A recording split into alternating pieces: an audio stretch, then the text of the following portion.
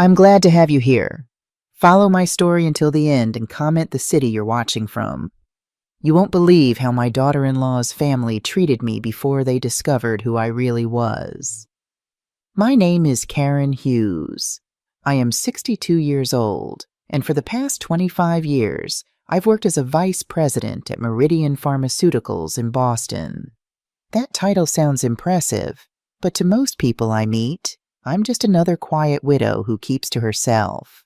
They see my modest apartment near Davis Square, my 10-year-old Volvo, my practical clothes, and assume I live an ordinary, perhaps even struggling life.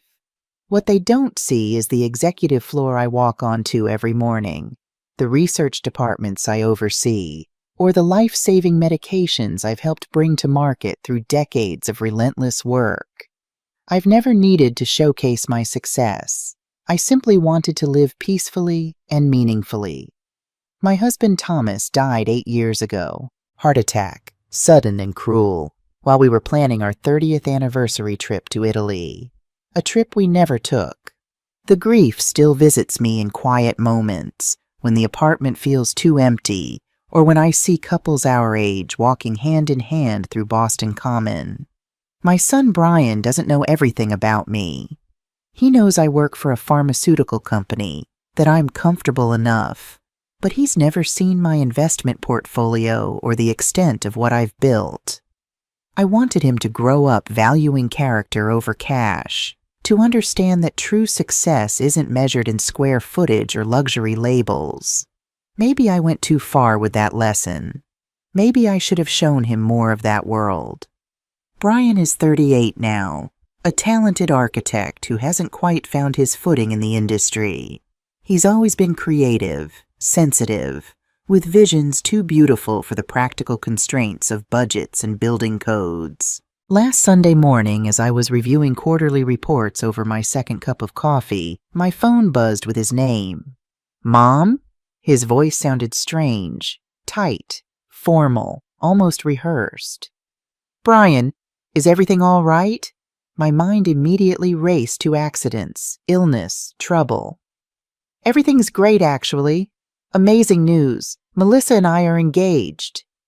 Melissa Bennett.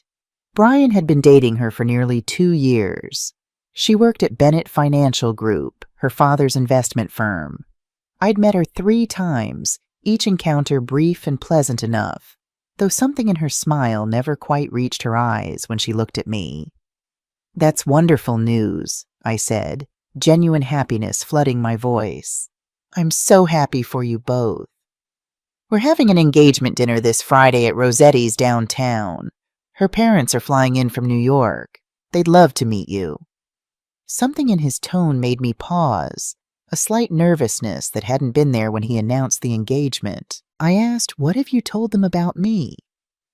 There was a short silence before he said, "Just that you're retired from office work and that you live simply."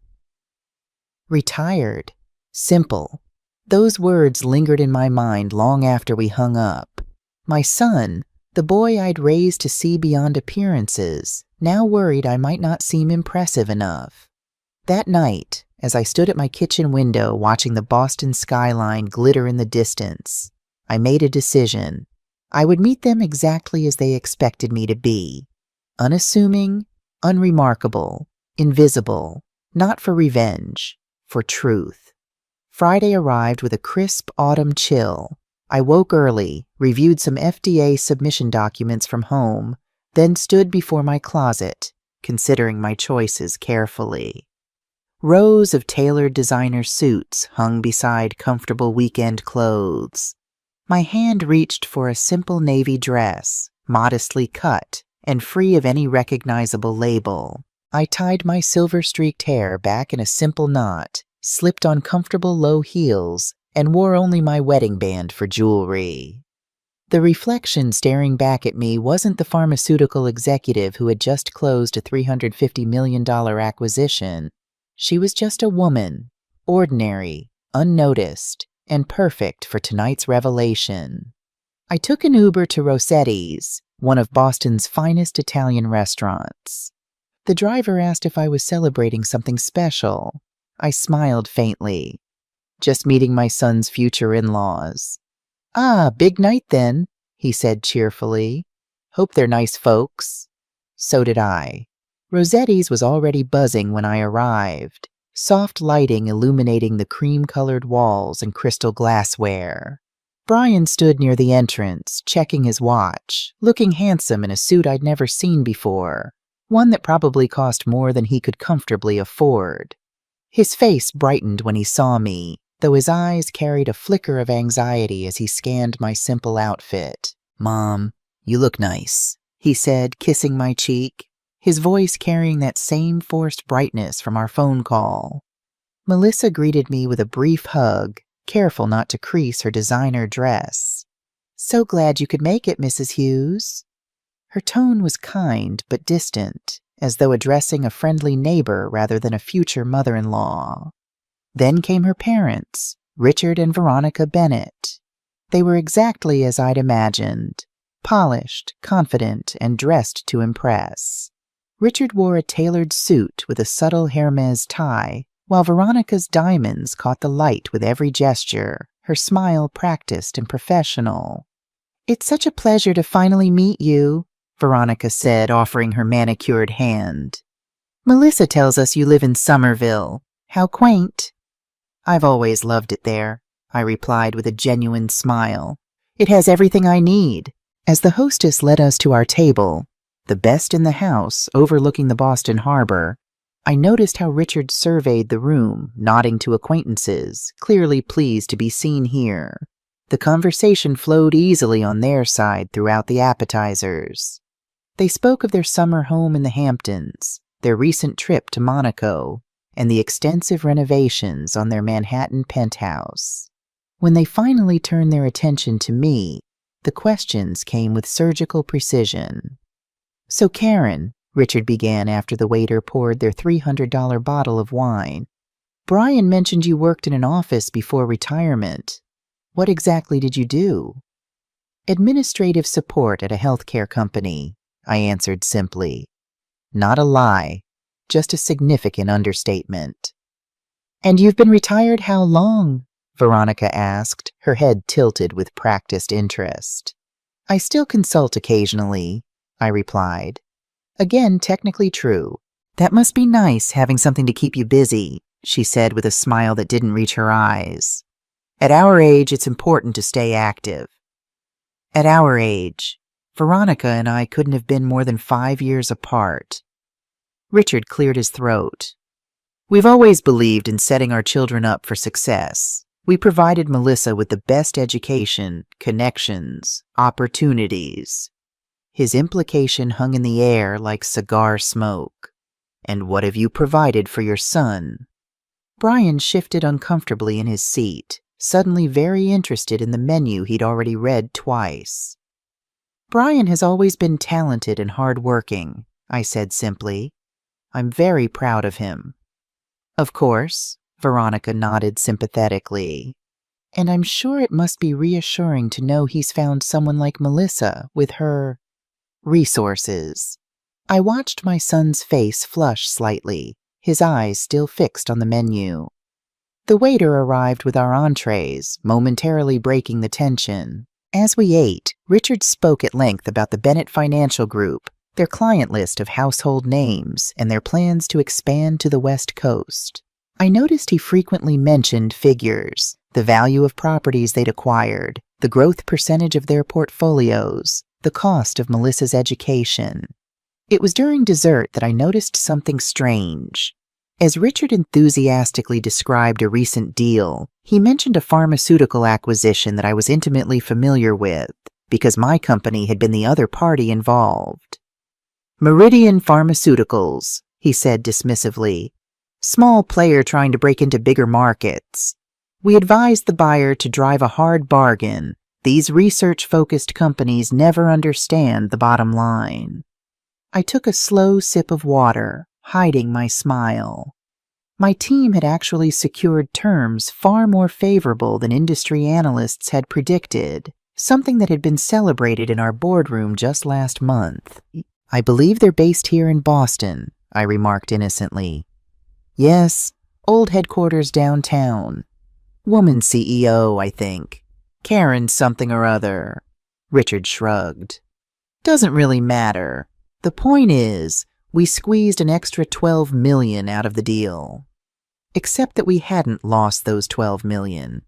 We'd redirected them to a research clause that my legal team had carefully crafted, money that would now fund a promising new treatment for childhood leukemia.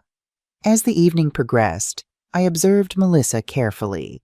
Despite her performance of the perfect daughter, I caught moments when her smile faltered, when her shoulders tensed at her mother's subtle corrections, the way Veronica adjusted Melissa's napkin on her lap, or gently touched her arm when she laughed too loudly.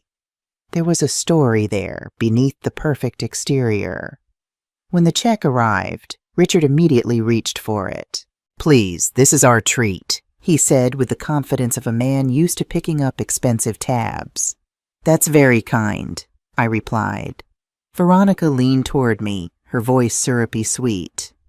"And Karen, we want you to know that we consider you family now. If you ever need help with anything, medical bills, home repairs, we'd be happy to assist. Perhaps even a small monthly supplement?" The table went silent. Brian looked mortified. Melissa stared at her mother in shock. "Mom," she whispered. "What?" Veronica's expression was genuinely confused. "I'm just being thoughtful. At Karen's age and situation, finances can be challenging." I set my napkin down quietly and looked at her. "What amount did you have in mind?"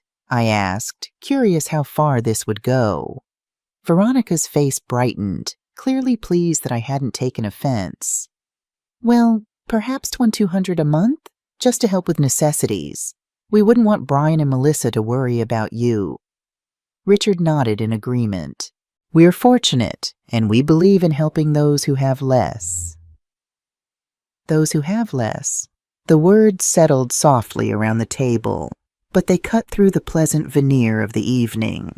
I looked at my son, who now stared at his empty plate, unable to meet my eyes. The boy who once proudly showed off my handmade birthday cards, who defended me fiercely when his teenage friends made jokes about my sensible car and modest home, now sat silently as strangers assessed my worth based on appearances they'd barely glimpsed. I smiled. "That's very generous," I said. Then I leaned back slightly. "Out of curiosity, how much are you contributing to their home down payment?" Veronica blinked, surprised by the question, but too proud not to answer. "We've set aside $150,000 for their starter home and another $50,000 for the wedding. Nothing but the best for our Melissa." I nodded slowly. $200,000 total. That's approximately what I earned in the last fiscal quarter. The table froze. Richard's fork hovered midway to his mouth. "I'm sorry?" Veronica said, her voice suddenly thin. "That's about my quarterly income," I continued evenly. "I'm the Karen something or other you mentioned earlier. Dr. Karen Hughes, CEO of Meridian Pharmaceuticals. I oversee our global research operations, 6 manufacturing facilities, and a team of over 3,000 employees." I reached for my water glass. "And regarding that acquisition you squeezed an extra $12 million from, that money is now funding pediatric leukemia research. So thank you for that contribution to medical science." The color drained from Richard's face. Melissa's eyes widened to perfect circles. Brian whispered, "Mom," in a voice I hadn't heard since he was a little boy caught in a lie. I looked at him gently. "You didn't lie, son. You said I worked in an office and lived simply.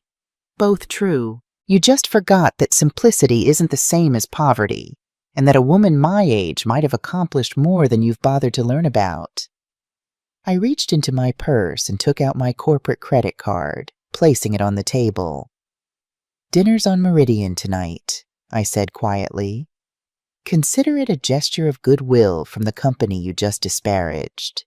The waiter appeared, sensing the strange tension at the table. For the first time all evening, I didn't feel invisible. I felt seen. As I stood to leave, Veronica finally found her voice. But you live in Somerville, in that small apartment complex. You drive a Volvo. I smiled. By choice, not necessity. I find value in different things. Brian stood up suddenly. Mom, please don't leave like this. Like what? I asked. I'm simply going home the same way I came. Nothing has changed, except perhaps some perceptions. Outside, the October air carried the crisp scent of approaching winter. I stepped out of the restaurant before anyone could follow, breathing deeply, feeling strangely lighter than I had in years. The valet offered to call me a car, but I shook my head. I think I'll walk for a bit, I said, tipping him generously. As I made my way along the harbor, watching the lights reflect off the dark water, I thought about the expressions on their faces. Not satisfaction. I hadn't wanted humiliation, just truth.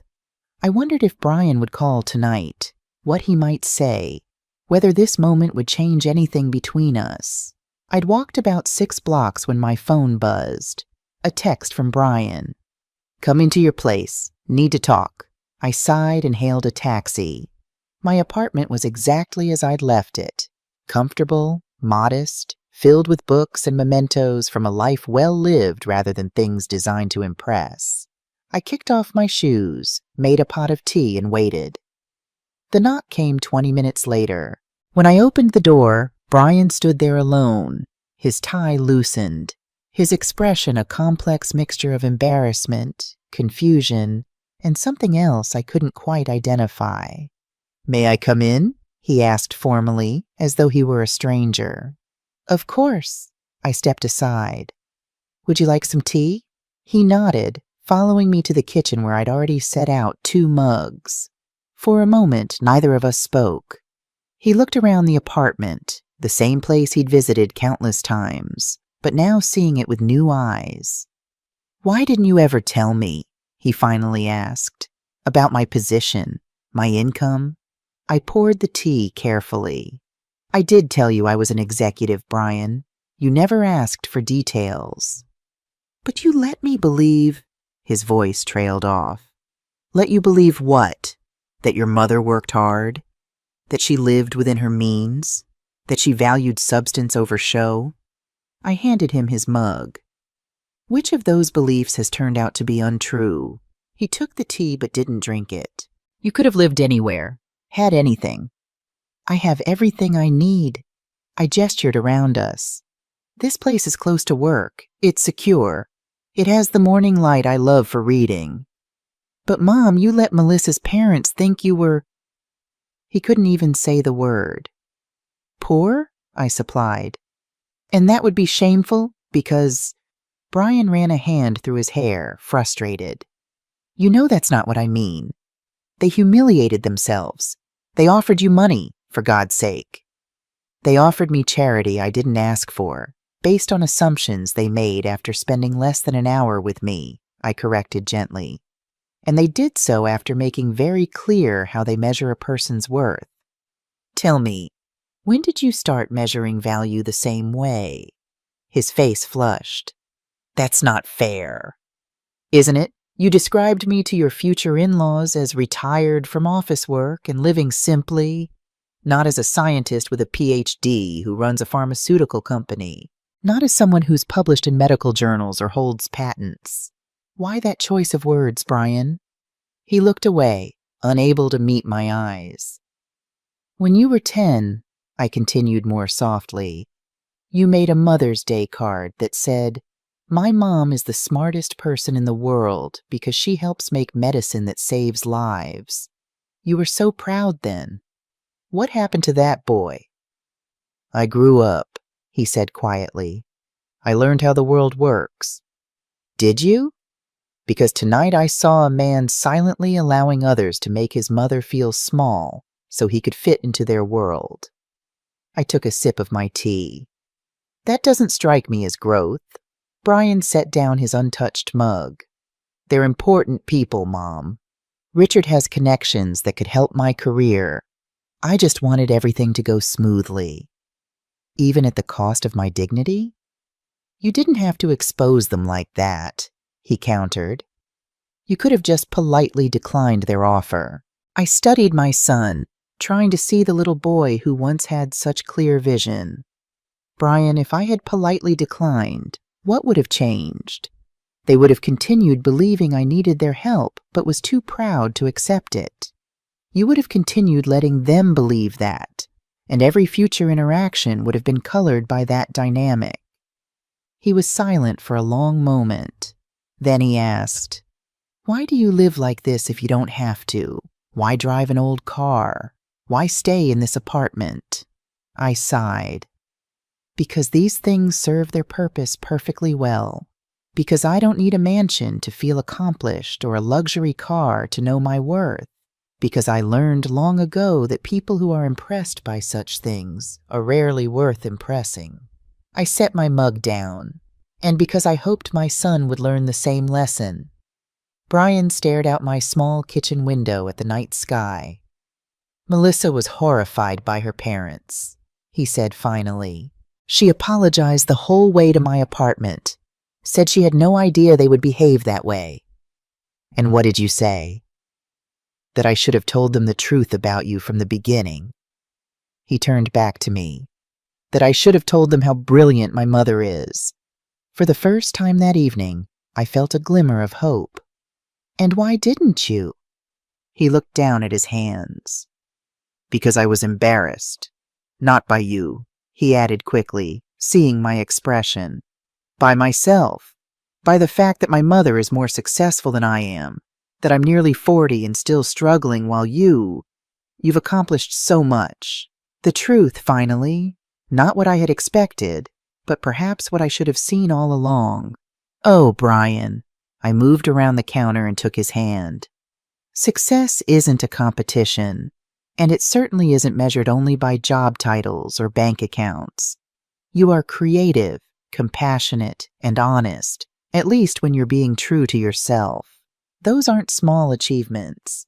Melissa's dad offered to help me join a prestigious architecture firm, he admitted. But I don't think that offer still stands after tonight. And would you want help offered that way? Contingent on the proper displays of deference? He shook his head slowly. I don't know what I want anymore. I squeezed his hand.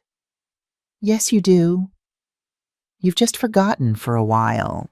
Brian's phone buzzed repeatedly. He glanced at it, then silenced it without answering. Melissa? I asked. He nodded. Her parents want to have brunch tomorrow to discuss the situation. And will you go? Do I have a choice? I smiled sadly. We always have choices, Brian. The question is whether we're brave enough to make the right ones. He finally sipped his now cold tea, grimacing slightly. What would you do? I'd remember who I am, not who someone else wants me to be. I took both our mugs to the sink. But you're not me. You need to decide who Brian Hughes is going to be. The man who stands tall in his own accomplishments, whatever they are, or the man who shrinks to fit the expectations of others. He stood, looking suddenly exhausted. I should go. Melissa's probably worried. I walked him to the door. Before leaving, he turned and asked, Will you come to brunch tomorrow? Do you want me there? Honestly, I'm not sure. At least he was being truthful now. Then let me make it easy for you. I have actual work tomorrow, a conference call with our European partners that can't be rescheduled. This was true. But Brian, whatever happens with the Bennetts, remember that your worth isn't determined by their approval. He nodded, then surprised me with a tight hug before leaving. After locking the door, I stood in my quiet apartment, emotionally drained but oddly at peace. My phone buzzed with a message from Janet, my executive assistant, confirming tomorrow's video conference. Real life, continuing as normal. I walked to my bedroom, changing into comfortable pajamas, then sat at my small desk where a framed photo of Thomas and me stood beside my laptop. Taken on our last anniversary, both of us laughing, unaware that we had less than a month left together. "Well, that was quite an evening," I said to his image, a habit I'd never quite broken. "Our son has lost his way a bit, but I think he's finding it again." I opened my laptop, intending to review some documents before bed, but found myself instead looking at Brian's social media page. There were dozens of photos of him and Melissa at glamorous events, in expensive restaurants, always carefully posed and filtered. Interspersed were pictures of architectural designs, beautiful, innovative concepts that revealed the creative soul I knew still lived within him. I wondered what would happen tomorrow at brunch, whether Richard and Veronica would adjust their assessment of me or simply find new ways to assert control. Whether Melissa was truly mortified by her parents' behavior or merely embarrassed by their tactlessness. Whether Brian would find his voice or continue to silence it for the sake of connections and opportunities. As I finally turned off the lights, I realized that tonight had revealed truths not just to the Bennetts, but to me as well. I had protected Brian from material want, but perhaps not from the hunger for approval. I had taught him to live simply, but not how to be confident in that simplicity when faced with those who equated worth with wealth. Tomorrow would bring its own revelations. For now, I needed rest. But as I drifted towards sleep, one thought kept circling. Richard had mentioned a pharmaceutical acquisition, my acquisition, with surprising familiarity. Bennett Financial Group wasn't on our list of advisors for that deal. So how did he know those specific details? And why had he gotten some of them wrong? Something didn't add up, and in my experience, financial discrepancies were rarely innocent coincidences. That was a question for tomorrow. Tonight, I would sleep knowing I had stood in my truth, whatever consequences might follow. The morning dawned bright and cold, sunlight streaming through my bedroom window, illuminating dust motes that danced in the air. I'd slept fitfully, my mind replaying the dinner scene and subsequent conversation with Brian. For years, I'd maintained a careful balance, successful professional, modest personal life, never anticipating how dramatically those worlds would collide. My phone chimed with an early text from Melissa. "Mrs. Hughes, I'm so sorry about last night. Can we meet for coffee before brunch? Just us, please." Interesting. I studied the message, noting the formal Mrs. Hughes rather than Karen or even Mom. The timestamp, 6:47 a.m. Either she hadn't slept well either, or she was an early riser. I replied simply, "Cafe Nero near my apartment, 8:30? I'll be there, thank you." I rose, completed my morning routine, and dressed in casual weekend clothes. Well-made jeans, a cashmere sweater in deep burgundy, comfortable loafers. Professional enough for my video conference later, but not intimidating for coffee with Melissa. As I applied minimal makeup, I considered the young woman my son had chosen. In our limited interactions, I'd glimpsed a sharp mind behind the polished exterior. Perhaps there was more depth there than I'd given her credit for. Cafe Nero was 2 blocks from my apartment, a cozy spot where the baristas knew me by name in my usual order. I arrived early, selecting a quiet corner table with some privacy. Emma, the weekend manager, brought my standard Americano without my having to ask. "Conference call this morning?" she asked, familiar with my Saturday routine. "Eventually," I smiled, "meeting my future daughter-in-law first." Her eyebrows rose slightly. "The glamorous one from the photos on your desk? That should be interesting." Indeed. At precisely 8:30, Melissa entered. I almost didn't recognize her. Gone were the designer clothes and perfect makeup. Instead, she wore jeans, sneakers, and a simple sweater. Her hair was pulled back in a ponytail, and dark circles shadowed her eyes. She spotted me immediately, ordered something at the counter, and made her way to my table. Thank you for meeting me, she said, sliding into the chair opposite mine. Up close, I could see she'd been crying. Of course, I gestured toward her casual outfit. This is different. She glanced down, a faint blush coloring her cheeks. This is actually more me than what you've seen before. The other is what my mother calls my public persona. Her coffee arrived. A simple black coffee, not the complicated concoction I'd have expected. Another surprise. Mrs. Hughes, she began, then stopped herself. Dr. Hughes, I don't even know what to call you anymore. Karen is fine, I said. And I'm still the same person I was yesterday. But I'm not, she said quietly, or at least how you see me isn't. Her fingers traced the rim of her mug. I spent all night thinking about what happened at dinner, about what my parents said to you, how they treated you. She looked up, her eyes steady now. I was horrified, but I shouldn't have been surprised. It's how they measure everyone, by their apparent wealth, their status, their usefulness to the Bennett family agenda. And what is that agenda exactly? I asked, genuinely curious. Appearances, connections, maintaining their position in certain social circles. She sipped her coffee. My father lost a significant amount of money in 2020, more than he's ever admitted to my mother. They're not as financially secure as they pretend to be. This confirmed my suspicions from the previous evening. Yet they offered me a monthly allowance. Melissa winced. It's what they do. Create obligations, build dependencies. It's never really generosity. And you?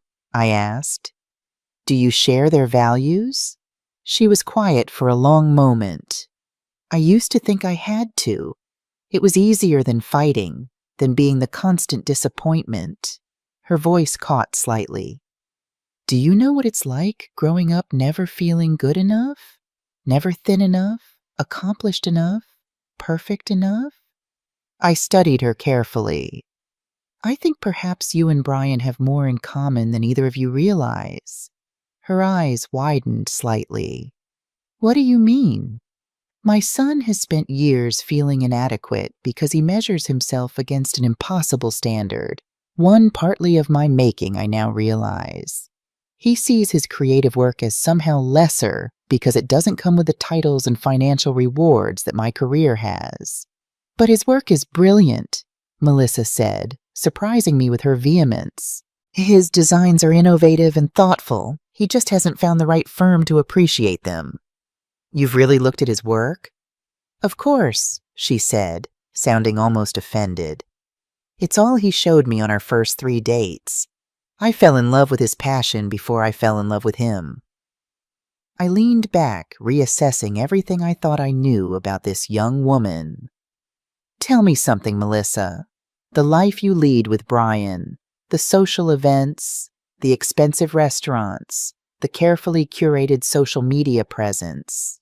Whose choice is that? She looked down, a flush creeping up her neck. It's complicated. Brian thought that's what I wanted, what would impress me, and I thought it was what he expected, given who my family is. A rueful smile crossed her face. We've been performing for each other this whole time. And what do you actually want? I asked. A life that's real. She looked up, her eyes suddenly fierce. I have an MBA from Columbia and work in my father's firm because that was the plan since before I was born. But I hate it. I hate the culture, the constant politics, the way money is fetishized. She took a deep breath. What I really want is to open a small bookstore cafe, to create a community space, to have conversations that matter. I couldn't hide my surprise. Does Brian know this? We've talked about it as a someday dream, after we're established. She made air quotes around the words. But after last night, I realized how quickly someday can become never. And the brunch today? Her expression hardened. My parents want to strategize about the engagement. They're concerned about your influence. She met my gaze directly. They think you'll talk Brian out of marrying me now that they've insulted you. And what do you think? I think they've shown you exactly who they are, and you've shown me who you are, and I respect you far more than I respect them right now. I considered her words carefully, searching for any hint of manipulation or insincerity. I found none. What do you want from this conversation, Melissa? Your blessing to still marry your son, she said immediately, and maybe your help in figuring out how to break free from my parents' expectations without burning every bridge. Those are two very different requests, but related, she countered. I love Brian. I want to build a life with him. A real one, not the Instagram version. But my parents have such influence over everything in my life, from my job to my trust fund conditions. She hesitated. And after how they treated you, I'm worried you'll discourage Brian from marrying into my family. I wouldn't blame you if you did. I took a slow sip of my coffee, weighing my response carefully. I would never tell Brian who to love or not love. That choice is his alone. But I will tell you this. Marriages are difficult enough without the added pressure of living up to false expectations or maintaining appearances. I know, she whispered. That's why I'm here. As for your parents, I continued, I've learned that true independence often requires making difficult choices. Sometimes bridges need to be crossed and left behind, even if they smolder a bit in your wake. A ghost of a smile touched her lips. You sound like someone who's burned a few bridges yourself. I've had to on occasion, I acknowledged.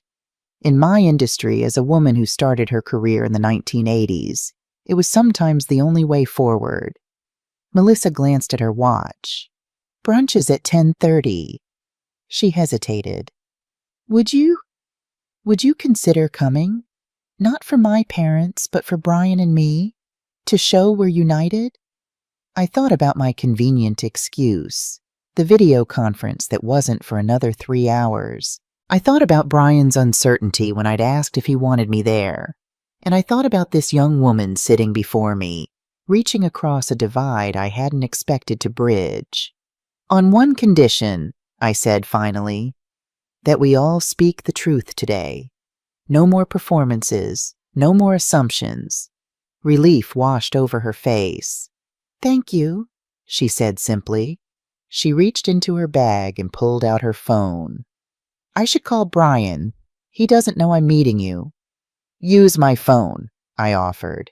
He'll be more likely to answer. She took it gratefully, and I stepped away to give her privacy, moving to the counter to order a refill. Emma raised an eyebrow as she poured my coffee. Going better than expected? She murmured. I nodded. People can surprise you. The good ones always do, she replied with a wink. When I returned to the table, Melissa was just ending the call. He's meeting us here in 20 minutes, she said, handing back my phone. He sounded relieved. We spent the next quarter-hour talking, really talking, about Brian, about her bookstore dreams, about my early career challenges.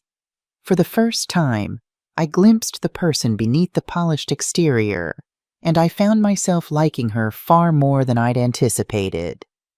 Brian arrived looking rumpled and anxious, his eyes darting between us as if expecting hostilities. When he saw us laughing over a shared observation, confusion clouded his features. What's going on? He asked tentatively, pulling up a chair. Getting to know my future daughter-in-law, I said simply. The real one, not the one you've been dating. His brow furrowed. What does that mean? Melissa reached for his hand. It means I've been playing a part, Brian. The sophisticated, ambitious finance executive who wants all the things my parents value, but that's not really me. She squeezed his fingers. Just like the social climbing architect desperate to impress my father isn't really you. Brian's face flushed. I never— You did, she interrupted gently. And I did too. We've both been trying so hard to be what we thought the other wanted. He sat back, a mixture of emotions crossing his face. Embarrassment, relief, confusion. So who are you then? He asked, his voice soft. The woman who stayed up all night looking at your Riverbend Community Center design because it made me cry with how beautiful it was, she replied. The one who hates corporate finance and dreams of opening a bookstore. The one who prefers pizza on the couch to 5-star restaurants. Brian stared at her as if seeing her for the first time.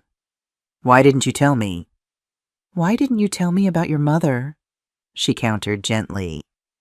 He had no answer for that. We're going to brunch, I said, breaking the silence. All three of us. And we're going to have an honest conversation with your future in-laws. Brian's eyes widened. Mom, after last night, I interrupted. It's even more important that we establish the truth now before patterns solidify. Before the wedding. Before your lives become further entangled with false expectations. My parents won't change, Melissa said quietly. They've spent decades crafting their image, their world. I don't expect them to change, I replied. I expect us to be clear about who we are and what kind of relationship we'll accept going forward. Brian looked at me with newfound respect. When did you get so wise about in-laws? You and Dad never had to deal with this. I smiled faintly. Your father's parents were lovely people, but my own mother— I shook my head. That's a story for another time. Let's just say I learned early that boundaries with family are sometimes the most important ones to maintain. The three of us left the cafe together, a united front forming that I hadn't anticipated when I woke that morning. Brian drove us to the Four Seasons, where the Bennetts had arranged brunch in one of the private dining rooms. As we walked through the elegant lobby, I felt Melissa tense beside me. Remember, I murmured, you are not defined by their expectations. She nodded, squaring her shoulders. The private dining room was impeccably set, with flowers, champagne in ice buckets, and a view of the Boston Public Garden. Richard and Veronica were already seated, their expressions shifting from practiced smiles to confusion when they saw me. Karen, Veronica said, recovering quickly. What a surprise.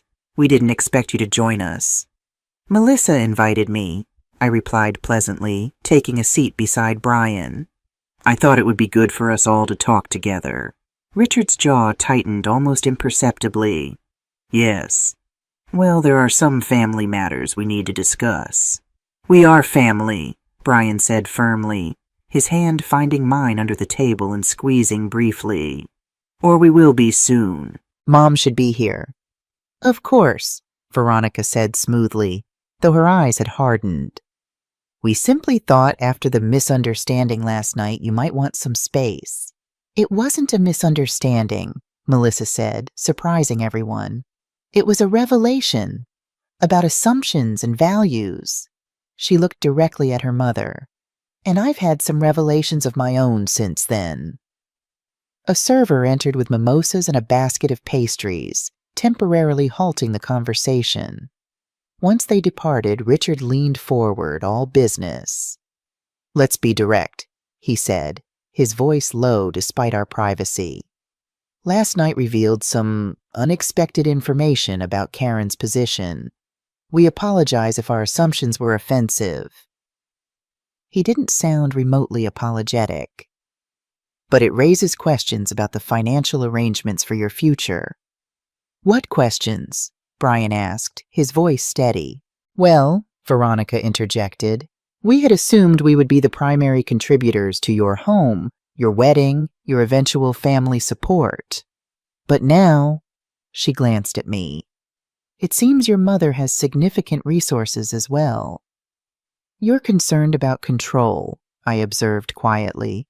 about whose influence will dominate if you're not the only financial benefactors. Richard's eyes narrowed. That's quite an accusation. Not an accusation, I replied. An observation based on experience. Money rarely comes without strings, whether in business or in family. We only want what's best for Melissa, Veronica insisted, for both of them. Mom, Dad, Melissa cut in, you don't need to worry about financial arrangements anymore. She took a deep breath. Brian and I have been talking this morning. We're going to do this differently. Differently, Richard echoed, his tone dangerous. We're going to pay for our own wedding, Brian said. A small one, and buy our own home within our actual budget, not the one you suggested in Beacon Hill. Veronica looked stricken. But we've already spoken to the wedding planner, and that house is perfect for your future position at Galbraith & Sons. I'm not taking that position, Brian said quietly. The silence that followed was deafening. What are you talking about? Richard finally demanded. That's a partnership track position at one of Boston's most prestigious firms. Do you have any idea how many strings I pulled to arrange that interview? I appreciate the thought, Brian said, his voice stronger now. But it's not the right fit for my work. I've accepted a position with Urban Community Design Collaborative instead. The nonprofit? Richard looked incredulous. Are you insane? The salary can't be more than a third of what Galbraith would pay. But the work matters, Brian replied. I'll be designing affordable housing, community spaces, projects that make a difference. Richard turned to me, his face flushing. Did you put him up to this? Some misguided lesson about virtue over success? Brian makes his own decisions, I said calmly. As does your daughter. What does that mean? Veronica asked sharply, turning to Melissa. Melissa straightened in her chair. It means I'm giving notice at Bennett Financial on Monday. I've already been approved for a small business loan. I'm opening a bookstore cafe in Jamaica Plain. The color drained from Veronica's face. You can't be serious. You have an MBA from Columbia. You can't waste it selling coffee and used books. It's not waste if it brings me joy, Melissa replied, a quiet strength in her voice I hadn't heard before. I've been miserable at the firm, Mom. You know that. Everyone knows that. This is ridiculous, Richard snapped. Both of you throwing away opportunities, real futures, for what? Some romantic notion of fulfillment? That doesn't pay the bills or secure your future. Actually, I interjected, research consistently shows that people who find meaning in their work perform better, advance more consistently, and build more sustainable success than those who choose careers based solely on prestige or salary. With all due respect, Dr. Hughes, Richard said, emphasizing my title with faint mockery, not everyone can luck into running a pharmaceutical company. I smiled. Luck had very little to do with it. I started as a research scientist, worked 80-hour weeks for years, and built my position methodically. I succeeded because I loved the work itself, not just the rewards it brought. And that's what we want, Brian added, to build something meaningful, together. Veronica dabbed at her eyes with her napkin. I don't understand. We gave you everything, Melissa, every advantage. And this is how you repay us? I'm not rejecting you, Mom, Melissa said gently. I'm choosing my own path. There's a difference.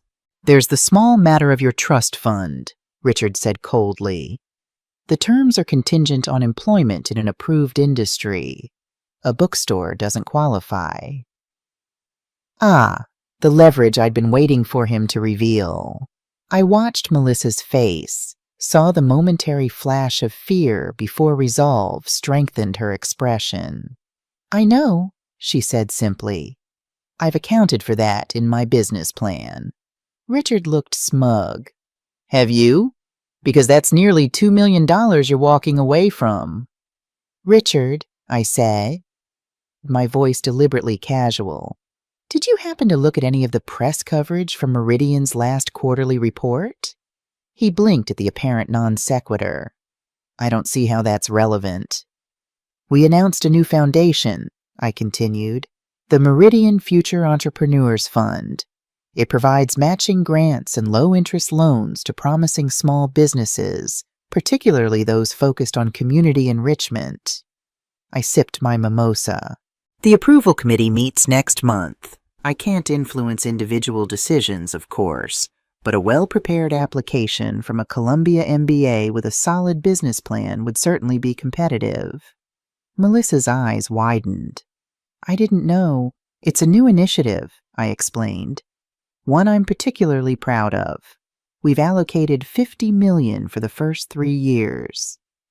Richard's face had turned an interesting shade of purple. You can't just undermine our family decisions this way. I'm not doing anything except sharing information about a public foundation, I replied calmly. Your family decisions are your own. But Melissa is an adult making her own choices, and soon she'll be my family too. I held his gaze steadily. And I support the members of my family pursuing meaningful work. This is all very noble, Veronica cut in, her voice tight. But I think we need to discuss the practical realities. Melissa, you and Brian should consider postponing the wedding until you're both more established in your new ventures. Actually, Brian said, we were thinking of moving it up. Something small, maybe at the Botanical Gardens. Just family and close friends. You can't be serious, Veronica gasped. What about the Fairmont? The guests? The connections? We don't need to perform our marriage for your connections, Mom, Melissa said quietly. We just need to commit to each other. Richard pushed his chair back abruptly. I think we need some air. Veronica? He stood, extending his hand to his wife. Excuse us for a moment. They left the private dining room, Veronica already dabbing at her eyes with a monogrammed handkerchief. As soon as the door closed behind them, Brian exhaled heavily. That went about as well as expected, he muttered. Actually, it went better than I anticipated, Melissa said, surprising us both. They didn't immediately disown me. Would they really do that? I asked. She shrugged. They've held the trust fund over my head for years, but honestly, it's almost a relief to have it out in the open now. She turned to me. That foundation you mentioned, is it real? Absolutely, I confirmed. Though I hadn't planned to mention it today, it seemed relevant to the moment. Thank you, she said simply. Not for the potential funding, but for showing another way forward, for demonstrating that success and integrity aren't mutually exclusive. Brian reached for my hand, his eyes shining with emotion. I'm sorry, Mom, for so many things, for not seeing you clearly, for being ashamed of my own choices instead of proud of yours. We all have our blind spots, I replied, squeezing his fingers. Even me. The door opened and Richard and Veronica returned. Their expressions were composed, their body language stiff, but controlled. Richard spoke first. We've discussed the situation, he said formally. While we strongly disagree with your choices, Melissa, we recognize you're determined to make them. His jaw tightened. The trust fund terms stand, but... He glanced at his wife, who nodded slightly. We won't interfere with your wedding plans or your business venture. Thank you, Daddy, Melissa said softly. That means a lot to me. However, Veronica added, we'd like monthly family dinners to stay connected. Her eyes flicked to me. All of us, including Karen, if she wishes. An olive branch, however begrudging. I nodded my acceptance. And one more thing, Richard said, his voice taking on the tone I recognized from negotiating tables. I'd like a private word with Dr. Hughes before we conclude today. Brian looked alarmed, but I patted his arm reassuringly. I think that can be arranged, I said. Perhaps after we finish our meal. The remainder of brunch passed in strained but civil conversation. Brian and Melissa shared more details about their plans, the bookstore location she'd already scouted, the community center he would be designing as his first project with the collaborative. I watched Richard and Veronica listening, their expressions gradually shifting from dismissal to reluctant interest as the genuine passion in their daughter's voice penetrated their disappointment. When the meal concluded, Melissa suggested showing Brian the garden terrace, a transparent excuse to leave Richard and me alone. Once they departed, he wasted no time. "I assume you've figured it out," he said without preamble. "That you have inside information about Meridian's operations?" "Yes, that became clear last night," I replied, "though I'm not yet certain how you're obtaining it or why you're so interested in our acquisition strategies." He studied me for a moment as if recalculating. "My firm represents Globofarm." "Ah, our largest competitor and the company most aggressive in trying to acquire smaller research operations before we could." "I see. And you have someone inside Meridian feeding you information." It wasn't a question, but he answered anyway. "Had, past tense, a junior analyst in your corporate development team. He's no longer with us." Richard straightened his tie. "I want to be clear. Nothing illegal occurred. Just information sharing that occasionally crossed ethical boundaries." "Information that helped your client attempt to outbid us on at least 3 acquisitions in the past year," I noted, "costing Meridian millions in inflated purchase prices." "Business is business," he said with a shrug. "But in light of our family connection, I wanted you to know the situation has been addressed. The individual in question has been terminated." "How thoughtful of you to clean house after I discovered your connection to my company," I said dryly. "Though I wonder, did you know who I was before last night? Is that why you were so dismissive of Meridian at dinner? A calculated move to see if I'd react?" His expression confirmed my suspicion.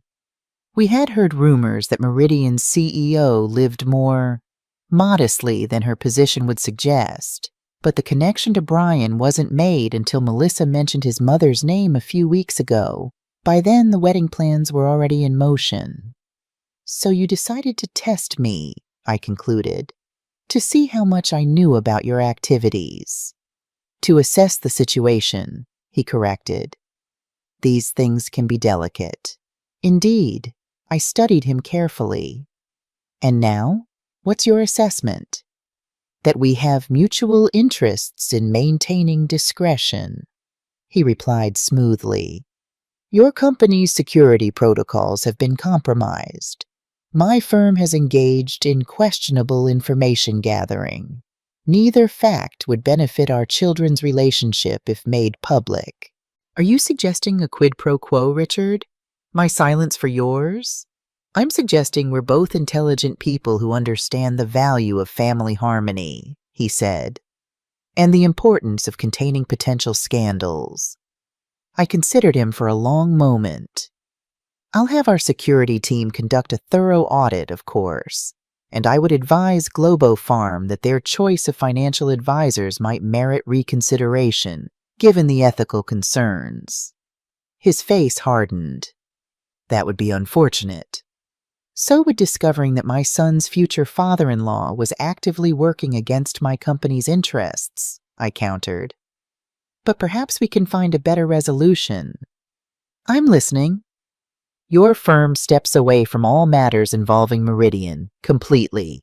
No advisement on acquisitions where we're involved, no research on our operations, no contact with our staff.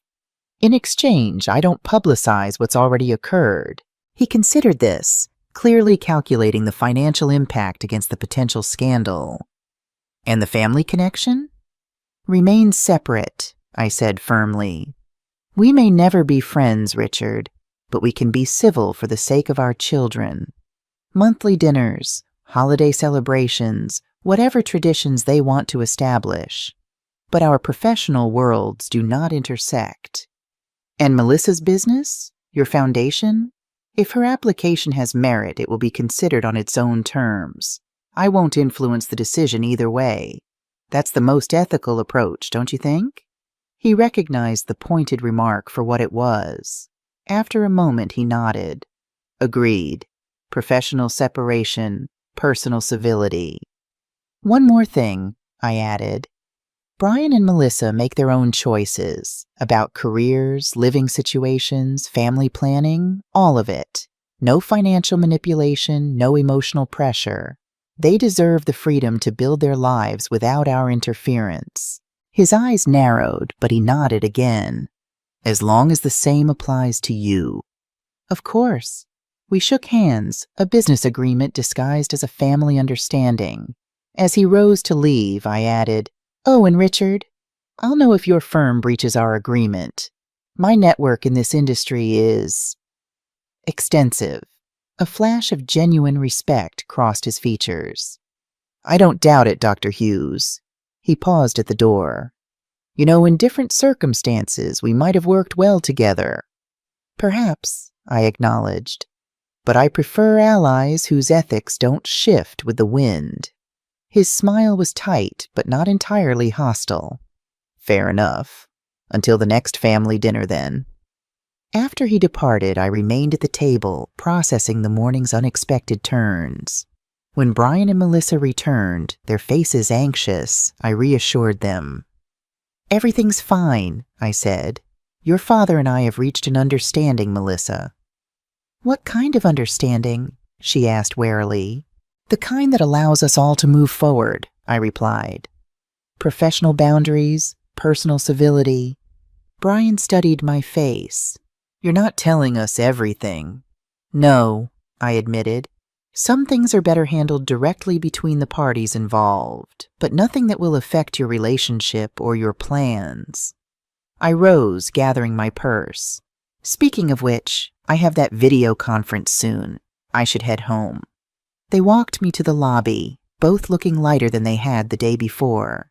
As we said our goodbyes, Melissa surprised me with a warm hug. "Thank you," she whispered, "for seeing me, the real me." I hugged her back. "That's the only person worth seeing," I replied. Brian embraced me next, holding on longer than usual. "I love you, Mom," he said softly. "I'm sorry I forgot that for a while." "You never forgot," I assured him. "You just got distracted by shiny objects. It happens to all of us sometimes." As my Uber carried me home, I watched the Boston skyline shift and change with each turning street. The same buildings, different perspectives. Much like the past 24 hours had shown me different facets of people I thought I already knew. My son, his fiancée, even myself. My phone buzzed with a text from Janet. "European team ready for call in 30. Also, board chair wants to discuss security protocols Monday a.m. Urgent?" So Richard wasn't entirely bluffing about the security breach. I made a mental note to have our IT security team start their audit immediately. "Not urgent, but priority," I replied. "Schedule for 9 a.m. Also, send me the application package for the Entrepreneur Fund. I know someone who might apply." At home, I changed into more professional attire for the video call, my mind still processing the morning's revelations. As I waited for my laptop to boot up, I glanced at Thomas's photograph again. "You'd like her," I told him. "Melissa. She has depth we didn't see at first, and Brian is finding his way back to himself." I smiled at the familiar face that still held my heart. "They're going to be okay, I think. Different path than we expected, but a good one." The video conference chime interrupted my one-sided conversation. For the next 2 hours, I was fully Dr. Karen Hughes, CEO, discussing clinical trial data and market projections. The professional persona that had been my primary identity for so long. Yet when the call ended, I felt different somehow, more integrated. As if the careful separation I'd maintained between my personal and professional selves was beginning to dissolve, revealing something more authentic underneath. My phone buzzed again, A group text from Brian to both Melissa and me. Dinner at our place next weekend? Mom, Melissa wants your pasta sauce recipe. Says jars won't cut it anymore. I smiled, typing back, recipe requires in-person demonstration. I'll bring the ingredients. Melissa replied immediately. Can't wait. Also found perfect location for the bookstore. Coffee next week to show you? This was new territory, a genuine relationship with my future daughter-in-law, unmediated by pretense or expectation. Absolutely. Tuesday morning works. I set the phone down, feeling a strange mixture of emotions, hope, caution, and something like peace. The next few months would bring challenges, no doubt. Richard and Veronica wouldn't transform overnight. Brian and Melissa would face obstacles in their new ventures. My company still had a security vulnerability to address. But something fundamental had shifted. Truth had emerged from beneath the surface of our carefully maintained appearances, messy and uncomfortable, but ultimately liberating. I walked to my window, watching Saturday afternoon unfold on the street below. A young couple pushing a stroller, an elderly man walking his dog, a group of students laughing together outside the cafe. Ordinary moments in lives I knew nothing about, each with their own hidden depths and complexities. For the first time in years, I considered whether my own carefully constructed life might benefit from some reconsideration. My practical apartment, chosen for its convenience to work. My measured social life, limited largely to professional connections. The retirement plans I'd made but continually deferred. Perhaps it was time for me to emerge more fully as well, to allow more of my authentic self to be seen. Not just as Dr. Hughes, pharmaceutical executive, not just as Brian's mother, but as Karen, a woman with her own unfinished dreams and unexplored possibilities.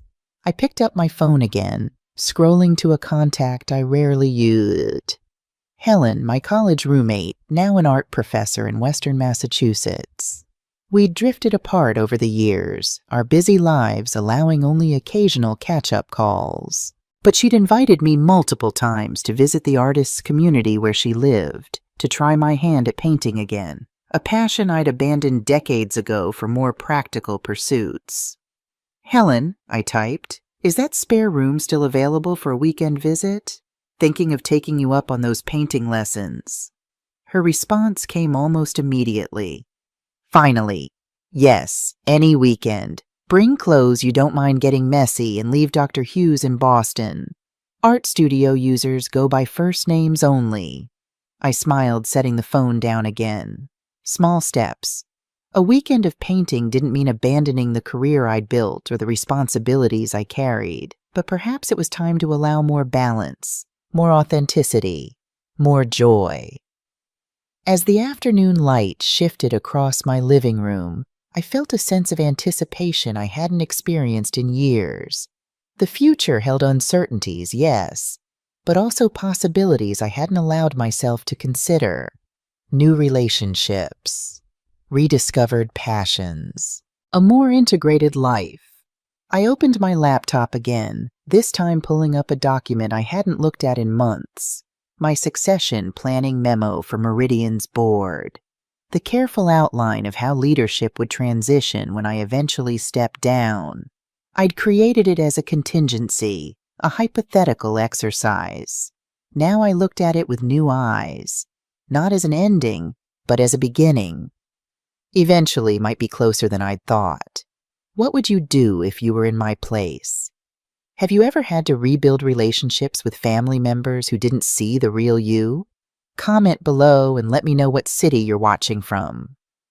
The next few weeks passed in a whirlwind of change. My professional life intensified as our security audit uncovered not one but 3 vulnerabilities in our systems. Richard's mole had been more thorough than anticipated. I spent long hours with our IT security team and legal department, closing gaps and documenting the breaches for potential future action if needed. But it was my personal life that underwent the most dramatic transformation. True to my word, I visited Helen the following weekend. The artists' community in the Berkshires was nothing like I'd imagined. A collection of renovated mill buildings along a river, studios flooded with natural light, and people of all ages pursuing creative work without pretense or competition. Helen had greeted me with a fierce hug, her silver hair wild around her face, paint splattered on her overalls. 20 years, she said, shaking her head. You've kept me waiting 20 years for this visit. I've been busy, I replied weakly. We're all busy, she countered. But some of us remember to live while we're busy. The first morning in the studio, I stood frozen before a blank canvas, brush in hand, paralyzed by expectations I'd placed on myself. Just make a mark, Helen said, passing behind me. Any mark. The canvas won't bite. I made a single blue stroke across the white surface, then another. By afternoon, colors flowed from my brush with increasing confidence. By Sunday evening, I had completed 2 small landscapes that Helen pronounced technically precise but emotionally timid. You're still holding back, she observed as we shared a bottle of wine on her porch. In your painting and probably in your life. I'm the CEO of a pharmaceutical company, I reminded her. Restraint is practically in the job description. She laughed. Karen Hughes, the brilliant scientist who used to talk about changing the world through medicine, now defining herself by her corporate title. She refilled our glasses. What happened to the woman who painted all night during finals because she said it kept her brain balanced? She grew up, I said softly. She had responsibilities. And now? I watched the sunset gilding the hills beyond her yard. Now she's wondering what comes next. Helen clinked her glass against mine. That's the most promising thing you've said all weekend. When I returned to Boston Sunday night, my apartment felt different.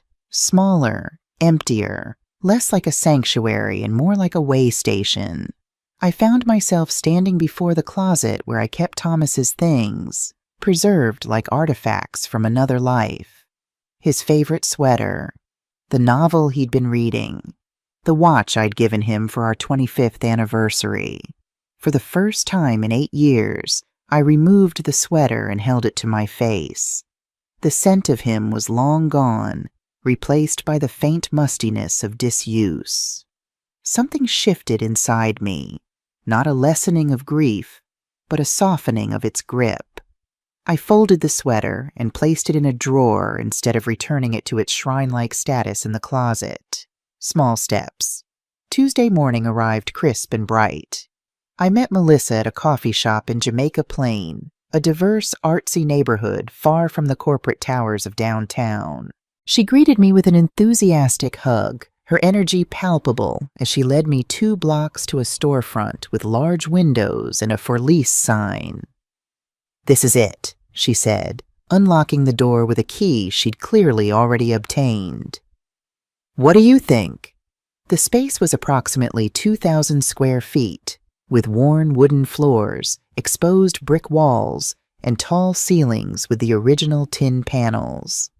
A half wall divided the front from a back area with plumbing hookups. Perfect for the cafe section, she explained, gesturing to the rear space. Books in front, comfortable seating throughout, a small performance area for readings and music in that corner. As she talked, her hands sketching invisible designs in the air, I could see it. Not just the physical space, but the community hub she envisioned. Her Columbia MBA was evident in the detailed business plan she showed me, with realistic projections and thoughtful risk assessments. But it was the passion in her voice that convinced me this venture might actually succeed. The lease terms are reasonable, she said, but I need to decide this week. My loan covers renovations and initial inventory, but leaves me thin on operating capital for the first year.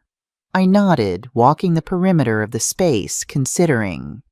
Have you applied to the Meridian Fund yet?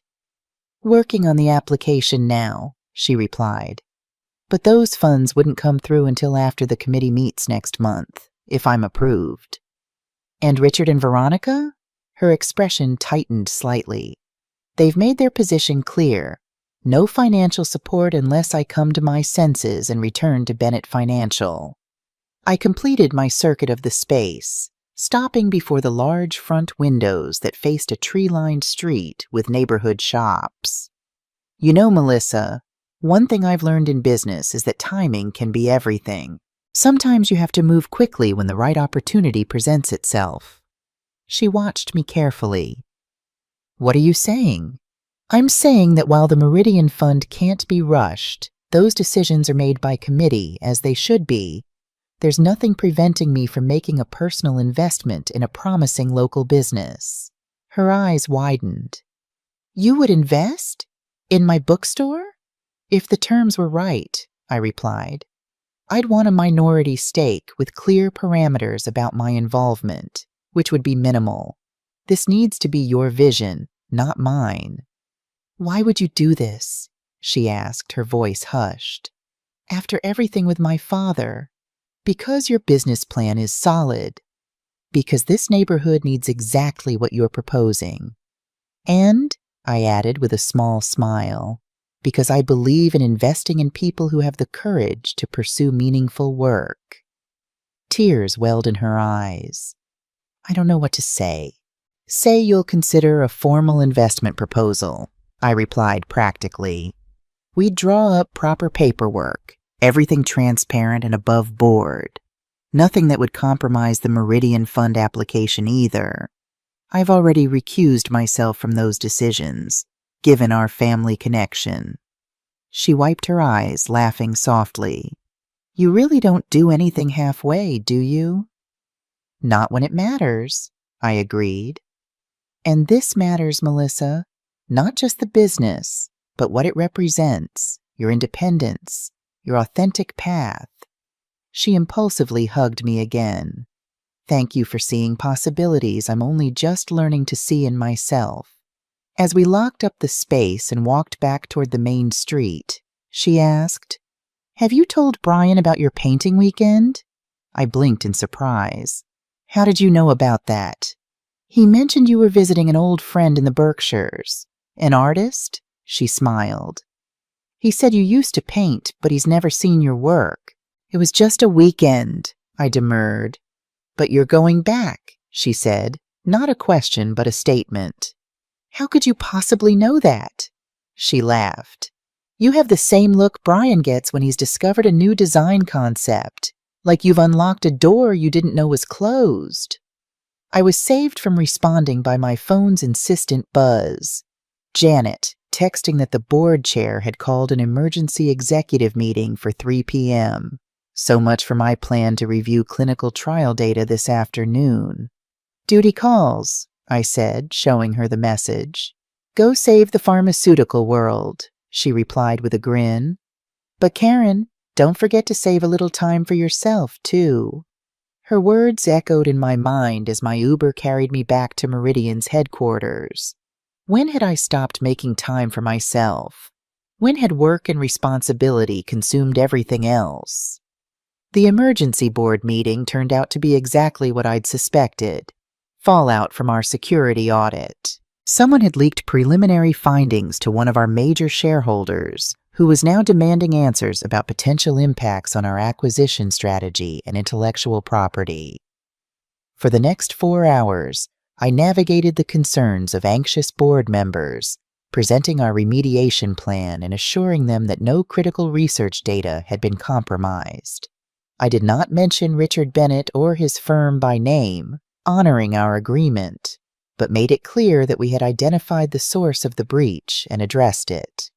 By the time I left the office, darkness had fallen. Instead of heading home, I found myself walking to the small park across from our building, sitting on a bench overlooking the harbor lights. 20 years I'd given to Meridian, building it from a mid-size research operation to a global leader in specialized medications. I was proud of that work, the lives we'd improved, the medical advances we'd pioneered. Yet sitting there in the gathering chill, I realized how completely I'd allowed that identity to subsume all others. Dr. Hughes had slowly erased Karen until even my son saw me primarily through the lens of my professional achievements, or lack thereof.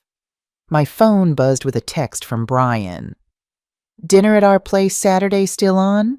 Melissa's making her famous lasagna."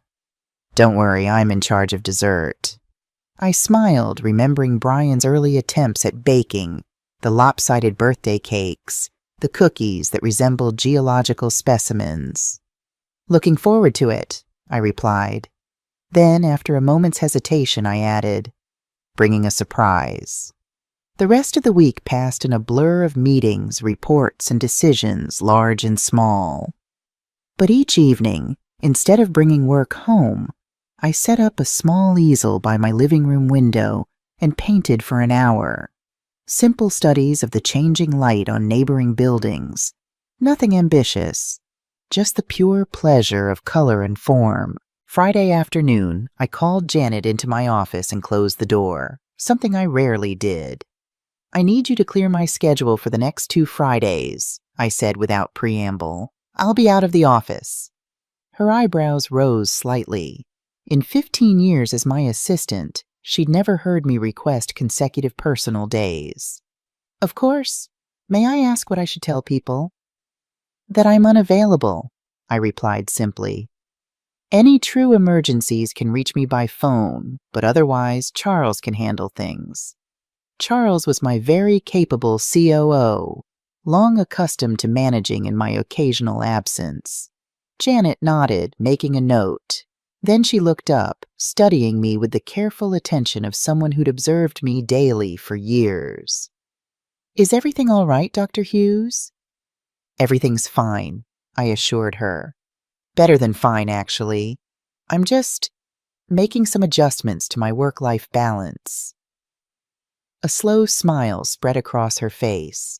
"It's about time," she said, then quickly added, "If you don't mind my saying so." "I don't mind," I replied, surprised to realize it was true. "In fact, I think you've been trying to tell me that for years." "At least 5, she confirmed with a grin. "But you weren't ready to hear it until now." Saturday evening found me standing outside Brian and Melissa's apartment, a bottle of wine in one hand and a small wrapped package in the other. I'd been here dozens of times before, but tonight felt different, a new chapter beginning. Brian opened the door, the aroma of garlic and tomatoes wafting into the hallway. "Mom, come in. Melissa's just finishing the salad." Their apartment reflected the changes in their lives. Gone were the sleek, impersonal furnishings that had always struck me as a hotel suite rather than a home. Now books spilled from shelves, colorful throw pillows brightened the couch, and several of Brian's architectural models claimed space on tables and counters. Melissa's influence, I suspected, encouraging him to display his work rather than hide it away. "Something smells amazing," I said, handing Brian the wine. "Melissa's grandmother's lasagna recipe," he replied, leading me to the kitchen. "Apparently the secret is in the 3 different cheeses." Melissa turned from the stove, wiping her hands on an apron I couldn't imagine her wearing 3 weeks ago. "Karen, welcome. Dinner's almost ready." The casual ease between them was new, a genuine comfort that hadn't been present in their carefully curated appearances before. They moved around each other with the synchronicity of partners who had finally stopped performing and started living. Over dinner, they shared updates on their new ventures. Brian had already started at the Urban Community Design Collaborative, working on plans for an affordable housing development that incorporated green spaces and community gathering areas. Melissa had signed the lease on her bookstore space, thanks in part to my investment, though we kept the specific arrangement private, and was now deep in renovation plans and book ordering. "We've set a date," Brian announced as he served the dessert, a surprisingly elegant pear tart. June 15th at the Botanical Garden. Small ceremony, just family and close friends, followed by dinner at Maribel's. "Perfect," I said, genuinely pleased. Have you told Richard and Veronica? Melissa nodded. Last night. Mom cried a little about the wasted deposits at the Fairmont, but Dad actually seemed relieved about the scaled-down plans. She shrugged. I think the current economic climate is affecting their finances more than they're letting on. And they're still coming to the monthly family dinner next week? I asked. They confirmed yesterday, Brian said. Dad suggested we rotate hosting duties. I think he wants to show you their home, establish some sort of territorial equilibrium. I laughed. Very diplomatic of you, but yes, that sounds like Richard. As Brian cleared the dessert plates, Melissa leaned forward. Enough about us. Tell us about your painting weekend. Brian says you're quite talented. Brian has never seen my work, I reminded her. Dad has, he called from the kitchen. He told me years ago that you could have been a professional if you hadn't chosen science instead. I felt my face warm. Thomas and I had rarely discussed my abandoned artistic aspirations. That he had mentioned them to our son was surprising.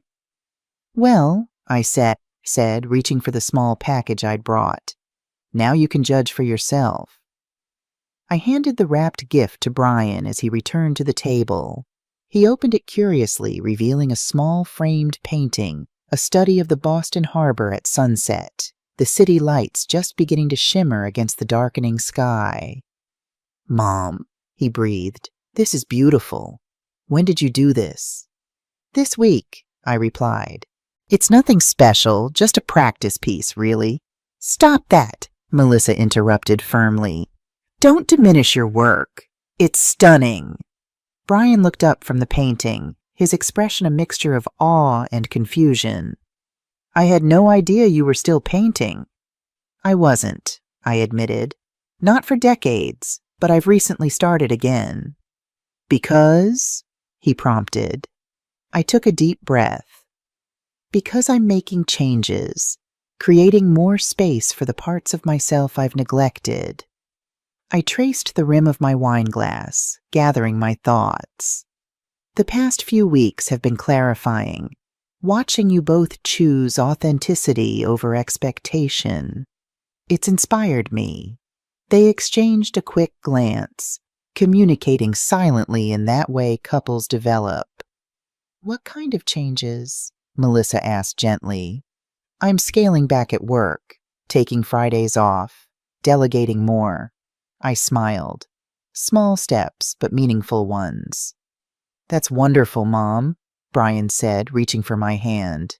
But why now? What changed? I did, I said simply. Or rather, I'm remembering who I was before I became only Dr. Hughes, CEO. We talked late into the evening, sharing stories I'd never told Brian about my early years with Thomas, about my artistic aspirations before science claimed my full attention. For the first time, I spoke openly about the grief that had narrowed my world after Thomas died, how work had become both sanctuary and prison. I wish I'd known, Brian said quietly. I thought you were fine, more than fine, successful, fulfilled. I was, I assured him. Just incomplete in ways I didn't fully recognize until recently. As the evening wound down, Melissa disappeared into their bedroom, returning with a small, wrapped package of her own. This seems like the right moment for this, she said, handing it to me. Inside was a leather-bound journal, its cover embossed with a simple tree design. For your thoughts, your sketches, your next chapter, the inscription read. With love, Melissa and Brian. We got it before tonight, Brian explained. Melissa sensed you were on the verge of something new. I hugged them both, unexpectedly moved by their perception and support. Thank you. I'll use it well. The night air was cool as I walked to my waiting Uber. Looking up at the apartment windows, I saw Brian and Melissa silhouetted against the light, his arm around her shoulders, a tableau of comfortable intimacy that spoke of solid foundations beneath their relationship. My phone buzzed with a text from Helen. Studio space confirmed for next Friday. Bring bigger canvases this time. No more playing small. I smiled, typing back. Wouldn't dream of it. The following Friday found me back in the Berkshires, standing before a large canvas in Helen's community studio. This time, I didn't hesitate. Bold strokes of cobalt and crimson swept across the surface, giving way to more nuanced layers of color and texture. By Sunday afternoon, I had completed 2 large, abstract landscapes that even Helen admitted showed actual emotional courage. "You're finding your voice again," she observed as we packed up my supplies. "It's about damn time." The pattern continued through April and into May. Weekdays devoted to Meridian, guiding the company with the same dedication but a lighter grip. Fridays spent in the Berkshires, exploring color and form with increasing confidence. Weekends often shared with Brian and Melissa, sometimes including dinner with Richard and Veronica. Tense at first, then gradually more relaxed as our unusual family dynamic found its equilibrium. Through it all, I filled Melissa's journal with sketches, observations, and increasingly plans. Ideas that had been merely whispers began to take solid form on the page. A foundation focusing on arts education for disadvantaged youth, a mentorship program for women in STEM fields, a small gallery cooperative in the Berkshires. Possibilities that had nothing to do with pharmaceuticals or corporate leadership, yet everything to do with the values that had always driven me. In late May, I requested a private meeting with the board chair, Margaret Chen. We'd worked together for 15 years, starting when she was just another board member and I was newly appointed as CEO. "I assume this is about the succession planning document you updated last month," she said once we were settled in her office. I smiled. Nothing escaped Margaret's attention. "Yes, I'd like to activate it, with a target transition date of January next year." She nodded, unsurprised. "Charles is ready. You've prepared him well." "I believe so," I agreed.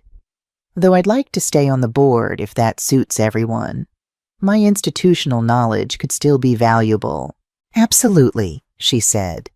Then, setting aside her professional demeanor, she added, "Are you sure about this timing, Karen? You're at the peak of your career. Meridian has never been stronger." "Which makes it the perfect time for transition," I pointed out. "No crises, no pressure, just a thoughtful handover to the next generation of leadership." She studied me for a moment. "And what will Dr. Karen Hughes do with herself once she's no longer running a pharmaceutical empire?" "Live more fully as Karen," I replied simply. "Paint, travel, launch some philanthropic projects I've been considering, spend time with family." I smiled. "My first grandchild is due in February." Her eyebrows shot up. "Brian and Melissa?" I nodded, my smile widening. "They told me last weekend. Very early still. They're not announcing it publicly for another month or so." "Congratulations," she said warmly. "That's wonderful news." She tapped her pen against her desk, thinking, "January gives us 7 months for the transition. We should announce by July, to give the markets time to adjust and to allow Charles to gradually assume more visible leadership." "My thoughts exactly," I agreed. As I left Margaret's office, a weight I hadn't fully acknowledged seemed to lift from my shoulders. The decision was made. The path forward clear.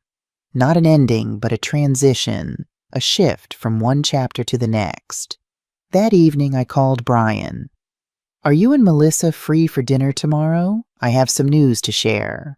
"Good news or bad news?" he asked immediately. "Just news," I replied. "Change, but positive."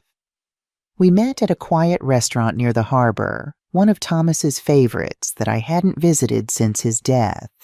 As we settled at a corner table with a view of the water, I felt his presence somehow. Not in a mystical sense, but in the continuity of family, of values passed down and transformed.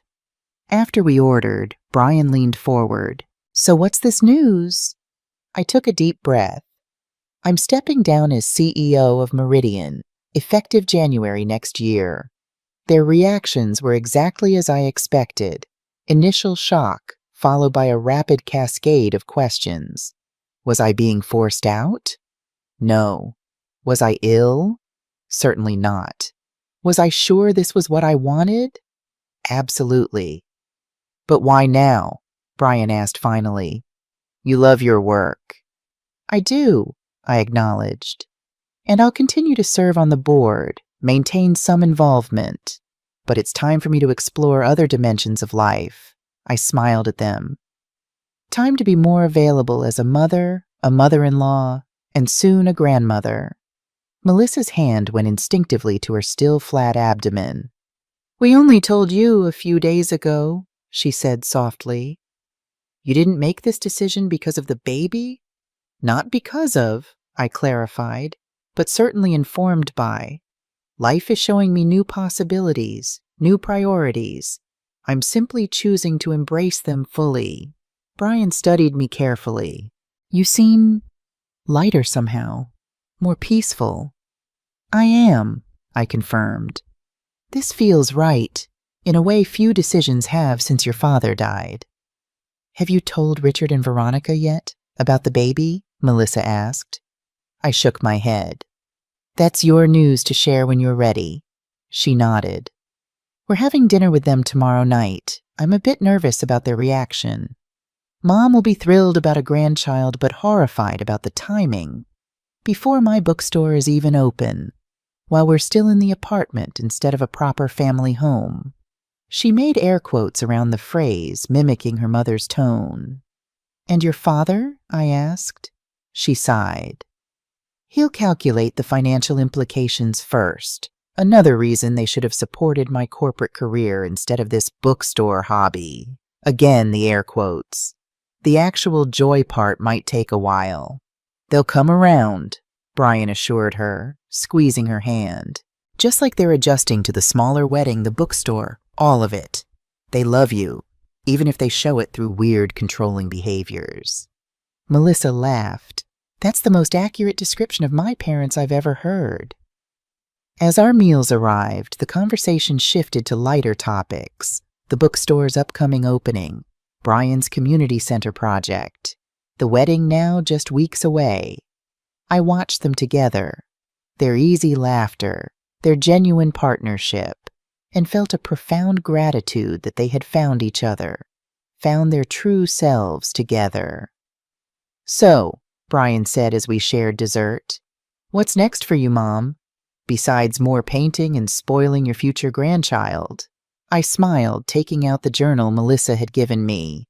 I opened it to a page filled with notes and sketches. I have a few ideas. A foundation supporting arts education in underserved communities. Perhaps a small gallery collective in the Berkshires. I turned the page. And I'm considering selling my apartment, finding something with better light for painting. Maybe splitting my time between Boston and the Berkshires. Wow, Brian breathed. You really have been planning.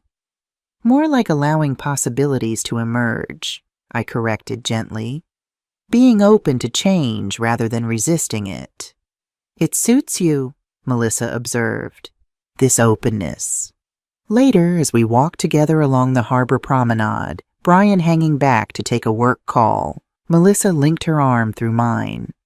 I never properly thanked you, she said quietly. For the investment? You've thanked me multiple times, I reminded her. Not for that, for showing me what's possible. She looked out over the darkening water. Growing up, my mother was my only model of womanhood. Beautiful, socially perfect, completely defined by her marriage and her social circle. She turned back to me. Then I met you, accomplished, independent, respected for your mind and your work. It changed something in me, even before I really knew you. I squeezed her arm gently. We all need diverse models of what's possible. I'm honored to have been one of yours. And now you're modeling something new, she continued. Reinvention, second acts, authenticity. Third act, at least, I corrected with a smile. Maybe fourth. The point is, you're showing that we're never finished becoming ourselves, she said. That matters, to me, to Brian, and someday, to this little one. She patted her stomach. Brian rejoined us, slipping an arm around Melissa's waist. Sorry about that. Client panic over building permits. All resolved? I asked. He nodded. For now. It's always something in this business. He looked between us. What did I miss? Just some mother-in-law bonding, Melissa replied, winking at me. Terrifying, he teased. Should I be worried? Absolutely, I confirmed solemnly. We're plotting world domination, starting with getting you to paint the nursery. His face softened at the mention of the nursery. Already designing it in my head, he admitted. Gender neutral, of course, but with excellent natural light for optimal development. And don't forget books everywhere, Melissa added. This child will be surrounded by stories from day one. And art, I contributed. I'm thinking of a series of simple watercolors for the walls. Animals, perhaps. We walked back to our cars, still planning the nursery, then the child's education, then eventually their college fund. 3 different personalities finding harmony and shared hopes for the future. As we said our goodbyes in the parking lot, I felt a completeness I hadn't experienced in years. My phone buzzed as I slid into my car, a text from Helen. Berkshire Arts Collective meeting Tuesday. They're interested in your work for the summer showcase. Coming? Another door opening, another possibility unfolding. Wouldn't miss it, I replied. Driving home through the quiet Boston streets, I thought about the conversation with Melissa, about becoming ourselves across a lifetime. The young scientist passionate about medical research, the driven executive building a company that saved lives, the widow finding refuge in work, the mother reconnecting with her son, the artist reclaiming her creative voice. All of these were me, had always been me, beneath the surface of whatever role seemed most prominent at the time. As I pulled into my parking space, I noticed a for sale sign on a building across the street, a converted warehouse with large windows and a rooftop garden. I made a mental note to call my real estate agent tomorrow. New chapter, new home, new possibilities. The future stretched before me, not with the breathless anticipation of youth, but with the grounded hope of experience. There would be challenges, of course, adjustments to a new identity beyond Dr. Hughes, CEO, boundaries to maintain with Richard and Veronica, the delicate balance of being present for Brian and Melissa without overstepping. But for the first time in years, I felt fully alive to all of it. The complexities, the uncertainties, the joys waiting to be discovered. As Thomas used to say, life is what happens beneath the surface of our careful plans. He was right, of course. The real story had always been there, waiting for me to finally pay attention. What would you do if you were starting a new chapter in your life? Have you ever had to step away from success to find fulfillment? Comment below and tell me what city you're watching from. If you enjoyed this story, check out 2 other channel favorites. I discovered my daughter was switching our medications, and my retirement community has a dark secret.